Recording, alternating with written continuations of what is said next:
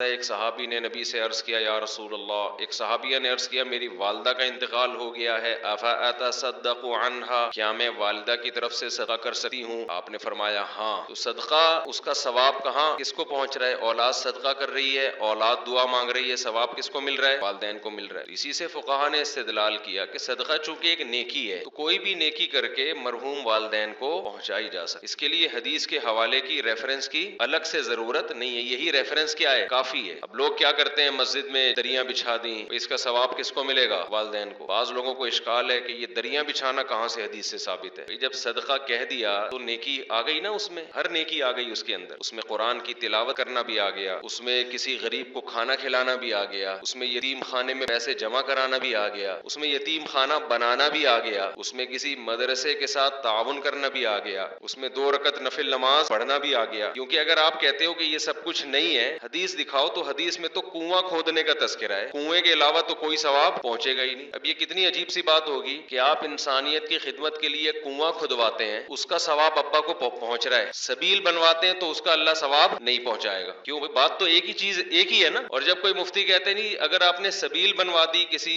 سفر میں کہیں راستے میں کولر پانی کا رکھ دیا تاکہ اس کا ثواب ابا اما کو پہنچے، اگلا کہتے ہیں حدیث دکھاؤ، کولر کا کہاں تذکرہ ملتا ہے حدیث؟ تو یہ سینس لیس ہونے کی علامت ہوگی کہ نہیں ہوگی؟ آج کے جو نئے نئے مجتہدین مارکیٹ میں یوٹیوب پہ آ رہے ہیں نا، ان کا جو سوچنے کا اسٹائل ہے نا وہ بہت محدود اور فقہی بصیرت سے بالکل خالی، وہ ریفرنسز پہ چل رہے ہوتے ہیں کہ دیکھو حدیث میں آتا ہے صدقہ کرنے کا ثواب پہنچتا ہے تو ریفرنس ہم نے حدیث کا دے دیا صدقے کا، قرآن پڑھنے کا ثواب دکھاؤ کہاں ثابت ہے بھئی، تلاوت کا ثواب ماں باپ کو ملتا ہے یہ کہاں ثابت ہے؟ بھئی صدقہ نیکی ہے، حدیث کا مقصد یہ ہے کہ جب کوئی شخص مر جاتا ہے تو اس کے اپنے عمل کا دروازہ بند ہو گیا، بعد والا اس کے لیے کوئی عمل کرتا ہے تو وہ دروازہ اللہ کبھی بھی بند نہیں کرتے، یہ اللہ کی رحمت ہے۔ البتہ یہ جو حدیث میں 3 کا عدد ہے نا، یہ 3 سمجھانے کے لیے، 3 نہیں، وہ 6 بھی ہو سکتے ہیں، 3000 بھی ہو سکتی ہیں وہ چیزیں۔ اس میں خوب سمجھ لیں کہ کوئی بھی نیکی کی جائے مرحوم کے لیے اس کا ثواب میت کو ملتا ہے۔ یہاں ایک اشکال ہے کہ پھر صحابہ کرام سے کیوں ثابت نہیں ہے قرآن پڑھ کے بخشنا؟ صحابہ تو نیکی پہ ہم سے زیادہ حریص تھے نا، صحابہ سے ثابت کیوں نہیں ہے؟ صحابہ سے اس لیے ثابت نہیں ہے کہ یہ عمل اجتماعی طور پہ ناجائز ہے، کیونکہ کوئی بھی نفلی کام اس میں اجتماع کے لیے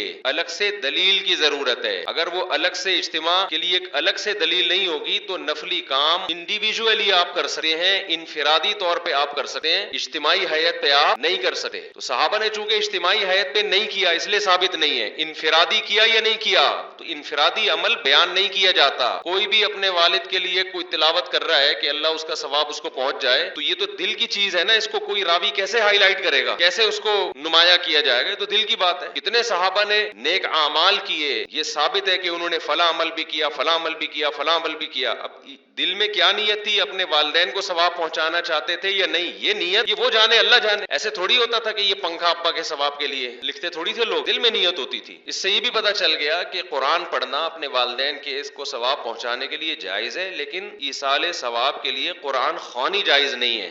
سمجھتے ہیں کہ نہیں سمجھتے؟ There are 2 types of قرآن خوانی۔ قرآن خوانی جو اجتماعی سطح پہ ہوتی ہے نا، پبلک آتی ہے، سب قرآن پڑھتے ہیں، تو کتنی قسمیں ہیں اس کی؟ انگلی سے اشارہ بھی کر رہا ہوں، 2 قسم، بلکہ ہم 3 قسمیں بنا لیتے ہیں۔ اجتماعی ہیئت میں قرآن جو پڑھا جاتا ہے، سب لوگ اکٹھے ہو کے پڑھتے ہیں، اس کی 3 قسمیں ہیں۔ ایک قسم تو یہ مرحوم کے ثواب کے لیے، ہمارے ابا کا انتقال ہو گیا، تمام حضرات سے گزارش ہے ہمارے گھر تشریف لائیں، آج قرآن خوانی ہوگی۔ یہ عمل بدعت ہے، ناجائز ہے، کیونکہ اس طرح اجتماعی حیت پہ قرآن پڑھنا بطور عبادت کے پڑھا جا رہا ہے ثواب پہنچانے کے لیے، اور نفلی کام میں عبادت اجتماعی سطح پہ جب آپ کرتے ہیں اس کے لیے الگ سے قرآن و سنت میں دلیل کی ہمیں ضرورت۔ میرے بارے میں آج کل یہ بہت کہا جا رہا ہے، میں تو سروے کرتا ہوں نا کہ اس کو قرآن و حدیث نہیں آتا، بس کو شادیاں آتی ہیں، یہ آتا ہے، وہ آتا ہے، لطیفے آتے ہیں۔ ہمارے جو طلبہ میں لیکچر ہوتے ہیں نا وہ اور اسٹائل کے ہوتے ہیں، عوام میں لیکچر اور اسٹائل کے ہوتے ہیں۔ عوام کے سامنے زیادہ علمی موشگافیاں جھاڑنا یہ کوئی عقل مندی کی بات نہیں ہے۔ اختلافی مسائل، کبھی ہمارے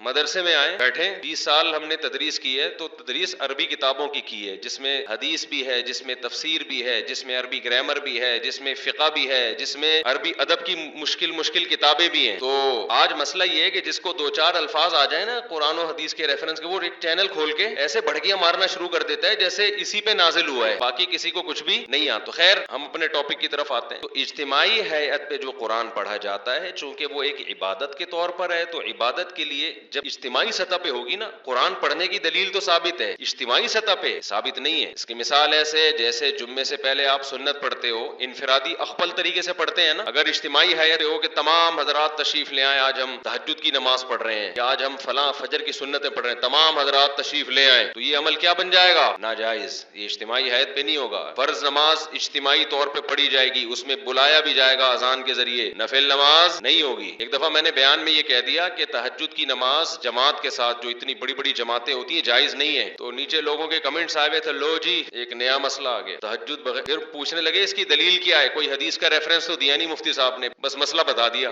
اتنے نیچے نیگیٹو کمنٹس کہ ان لوگوں کو یہ اپنے فرقے کے گول کیپر ہیں، یہ اپنے فرقے کو پھیلانے کی کوشش کر رہے ہیں، دیکھو بغیر دلیل کے۔ جس بیچارے کو یہ نہ پتا ہو، جن بیچاروں کو کہ دلیل اس کے ذمے ہوتی ہے تو دعویٰ کرتا ہے، دلیل کس کے ذمے ہوتی ہے؟ جو دعویٰ کرے گا نا کہ تہجد کی جماعت اتنی بڑی حیت کے ساتھ کہ پبلک کو بلا کے اکٹھے جماعت کرائی جائے، وہ ایک نیا مسئلہ بیان کر رہا ہے، اس سے ہم پوچھیں گے قرآن و سنت سے اس کا ثبوت دکھاؤ، کہیں بھی نہیں ہے، تو دلیل اس کے ذمے جو اس عمل کو جائز کہہ رہا ہے، جو ناجائز کہہ رہا ہے اس کے ذمے ریفرنس پیش کرنا نہیں ہے، وہ بغیر ریفرنس کے اس کی بات زیادہ مضبوط ہے۔ نہیں آئی میرا غلط بات سمجھ؟ میں کہوں وسیم بھائی نے میرے 1 لاکھ روپے چرائے ہیں، اللہ نہ کرے وسیم بھائی ایسے نہیں ہے، وسیم بھائی کہہ رہے ہیں میں نے کوئی نہیں لیے، کورٹ میں کیس گیا، میں کہہ رہا ہوں وسیم نے لیے، عدالت وسیم کہہ رہے ہیں میں نے نہیں لیے، عدالت مجھ سے کہتی ہے گواہ پیش کرو، دلیل دو، اس نے لیے، میں کہتا ہوں دلیل یہ دے گا کہ اس نے نہیں لیے، بولو نا کیا ہو گیا؟ یہ کوئی عقل مندی کی بات ہوگی؟ میں بولوں گا کہ اس نے لیے ہیں، وہ کہے گا میں نے نہیں لیے، عدالت کہتی ہے مجھے کہ گواہ پیش کرو کہ اس نے چوری کی ہے، تمہیں کوئی کیمرہ دکھاؤ، کوئی دلیل دو، میں کہوں یہ دعویٰ کر رہا ہے کہ اس نے نہیں لیے، یہ دلیل پیش کرے گا، یہ عدالت کہے گی بھائی پہلے اپنی کھوپڑی کا علاج تو کہاں ہم ابھی آتے ہیں، اس دوبارہ سے اصل ٹاپک کی طرف آؤں گا میں، تو وہ میں کہہ رہا تھا کہ اجتماعی حیات پہ قرآن خوانی کیا ہے میرے بھائی؟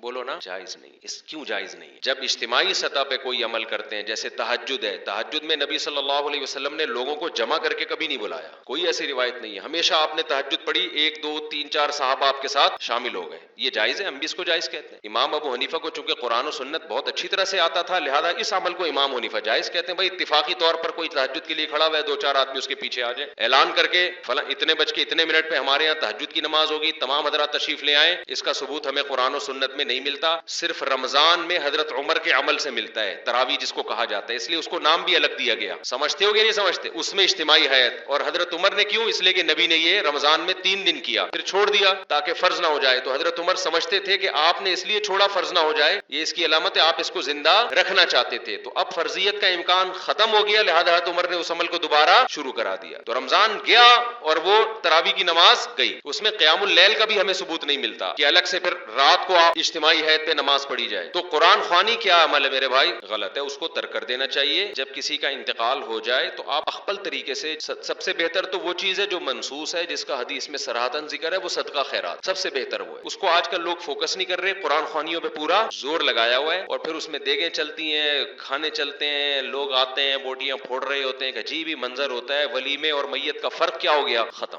تو یہ پھوڑنے پھاڑنے کے ٹائم نہیں ہے، یہ اخپل طریقے سے چپکے سے غریب کو صدقہ کر دو، اور اپنے طور پہ کوئی تلاوت کرنا چاہے تو اس میں بھی کوئی حرج نہیں ہے، اگرچہ تلاوت میں فقہا کا اختلاف ہے، لیکن صدقے میں سب کا کیا ہے؟ اتفاق۔